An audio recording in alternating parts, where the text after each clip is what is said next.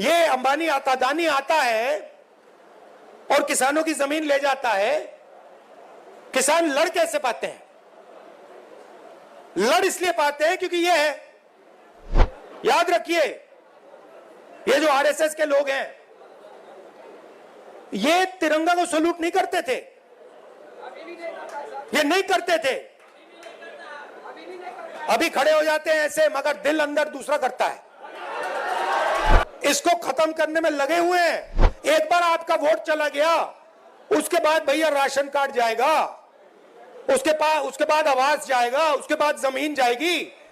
आप नोट करो, बीजेपी के एक नेता ने आमतौर से हर चीज पे टिप्पणी करते हैं। मेरे प्रेस कॉन्फ्रेंस पे बीजेपी के एक नेता ने बयान नहीं दिया। दलितों को कहा जाता था कि भैया आपको हम छुएंगे नहीं। याद रखिए, ये जो आरएसएस के लोग हैं ये तिरंगा को सलूट नहीं करते थे, ये नहीं करते थे। अभी खड़े हो जाते हैं ऐसे, मगर दिल अंदर दूसरा करता है। इलेक्शन कमीशन को चुनने का तरीका है। मैं मोदी जी के साथ बैठा हूं, मैं आपको बताता हूं चुनने का क्या तरीका है। चुनने का तरीका है, प्रधानमंत्री डिसाइड करता है इलेक्शन कमिश्नर कौन बनेगा। वहां पे विपक्ष के नेता को बैठा देते हैं, वो सीधा कहते हैं भैया हमें लग रहा है कि इस आदमी को बनना चाहिए, विपक्ष का नेता रोक नहीं सकता। फिर 2023 में, भैया शांत हो जाए, 2023 में बीजेपी ने एक नया कानून बनाया। क्या था कि इलेक्शन कमिश्नर पर कोई केस नहीं लगाया जा सकता है। आप सोचिए, हिंदुस्तान के सब नागरिक पर केस लगाया जा सकता है। आप कुछ गलत करो, पुलिस आ जाएगी, एफआईआर हो जाएगा। 2023 तक इलेक्शन कमीशन और इलेक्शन कमिश्नर पर केस किया जा सकता था। 2023 में छुपे छुपे बीजेपी ने कानून बदला। नया कानून कहता है कि इलेक्शन कमिश्नर पर कोई जुडिशियल कार्रवाई नहीं की जा सकती, कोई केस नहीं लगाया जा सकता। अब आप पूछिए अपने आप से कि यह कानून क्यों बनाया गया? चोरी करवाने के लिए, कि ये लोग बिना डरे चोरी कर पाए। चुनाव में इन्होंने कहा, बड़े बड़े नेताओं ने कहा हम संविधान को बदल देंगे, और हमने कहा ऐसे नहीं होगा, सपने मत देखो, संविधान को कोई शक्ति नहीं बदल सकती।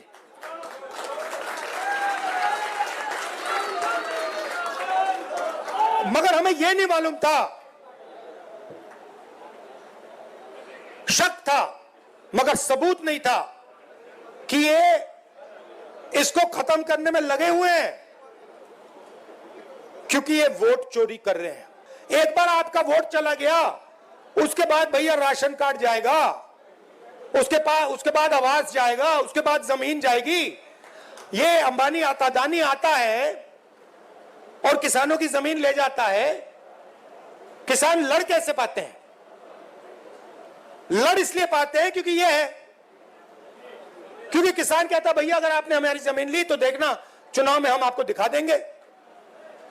अगर ये चला गया तो किसान कुछ नहीं कर पाएगा, मजदूर कुछ नहीं कर पाएगा, सारा का सारा डर जो है चला जाएगा। मोदी जी आपको टीवी पे दिखते हैं, एक बार चोरी पूरी हो गई वो दिखेंगे भी नहीं, वो अंदर बैठ जाएंगे रेसकोर्स रोड के। आप नोट करो, बीजेपी के एक नेता ने आमतौर से हर चीज पे टिप्पणी करते हैं। मेरे प्रेस कॉन्फ्रेंस पे बीजेपी के एक नेता ने बयान नहीं दिया। मोदी जी ने एक शब्द नहीं बोला, अमित शाह ने एक शब्द नहीं बोला। जब चोर को पकड़ा जाता है, चोर बिल्कुल चुप हो जाता है। जब पुलिस वाले उससे पूछते हैं क्या किया? बिल्कुल चुप हो जाता है, कुछ बोलता नहीं हो, क्योंकि जानता है कि भैया पकड़ लिया, फंस गया। तो ये हुआ है। मेरा नाम प्रेम सागर कुमार है। यहाँ की शिक्षा व्यवस्था बिल्कुल बेकार है और यहाँ पे कॉलेज में एक भी लैब नहीं है। इसरो जैसे संस्था में गवर्नमेंट स्कूल के बच्चे जा रहे हैं और वहाँ यहाँ पे कोई शिक्षा व्यवस्था नहीं है। कॉलेज सब में लैब नहीं है, प्रैक्टिकल के लिए कोई सामान नहीं है, अच्छे ढंग से टीचर नहीं है। हर जगह जीएसटी जीएसटी जीएसटी। हम लोग कुछ नहीं कर रहे हैं, मर रहे गरीब है, कहाँ से पैसा लाए, अच्छे कॉलेज में कहाँ जाए। ये बताओ क्या है ये सर इसरो में सिलेक्ट हुए थे। मेरा 1 महीना का ट्रेनिंग चला था इसरो में और मैं वहाँ पे ट्रेनिंग किया हूँ। यहाँ पे 10th में सिलेक्शन हुआ था। कैसा लगा आपको? बहुत अच्छा लगा सर। अब क्या करोगे? सर इसरो ज्वाइन करने आगे, लेकिन हमको नहीं लग रहा कि आगे शिक्षा पापा क्या करते हैं? पापा किसान है सर। किसान, बिल्कुल किसान है। क्या सर? पूरा नाम क्या है आपका? प्रेम सागर कुमार। प्रेम सागर कुमार जी सर। और बड़े होके क्या करना चाहते हैं? सर हम देश के लिए साइंटिस्ट बनना चाहते हैं। क्योंकि इसके बिना आपके कोई अधिकार नहीं है। आजादी से पहले जब आपके पास वोट नहीं था, कोई अधिकार नहीं था। दलितों को कहा जाता था कि भैया आपको हम छुएंगे नहीं, आप यहां अपना चेहरा नहीं दिखा सकते। पिछड़ों को कहा जाता था कि भैया आपकी कोई जगह नहीं है, सरकार में कोई जगह नहीं है, शिक्षा के सिस्टम में कोई जगह नहीं है। ये सारा का सारा जो आया है, ये आजादी के बाद संविधान के कारण आया है। और संविधान क्या है? अगर जिस दिन आपने वोट खत्म कर दिया, उस दिन इसका कोई मतलब नहीं रहता है। जो इसमें जो शक्ति है, ये किताब नहीं है, ये हिंदुस्तान की शक्ति है, हिंदुस्तान की आत्मा की शक्ति है। वो शक्ति इसमें कहां से आती है? वोट से आती है। वोट निकाल दिया तो जो भी इसमें लिखा है उसका कोई मतलब नहीं है, क्योंकि शक्ति नहीं है उसमें, पावर ही नहीं है, दम ही नहीं है। दम वोट से आता है। कुछ साल पहले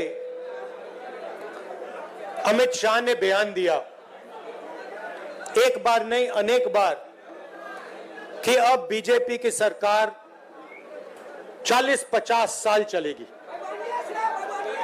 हाँ, और मैं सोच रहा था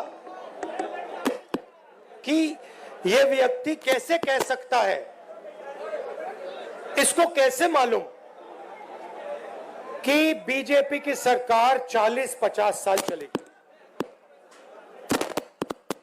हम सब राजनेता हैं,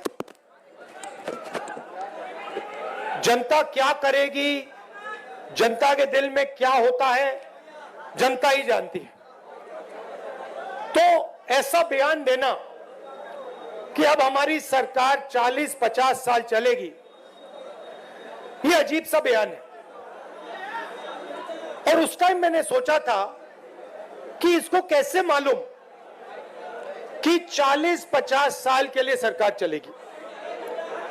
और अब सच्चाई पूरे देश के सामने आ गई है।